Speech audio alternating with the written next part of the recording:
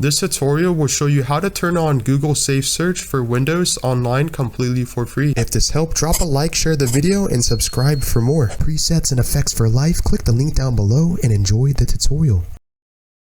The first step to turn on Google Safe Search on Windows devices, in this case I am using a Windows PC device, or this can work on a laptop, Mac, and even computer. In this case on Microsoft Beam I don't see any Safe Search enabled, unless if you go to the top right hand screen you can click this option and icon and click Safe Search.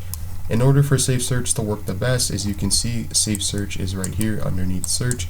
You want to click the first option which says strict. Moderate only will blur out specific things, but strict will completely eliminate the blurriness of all of the search inquiries completely for free.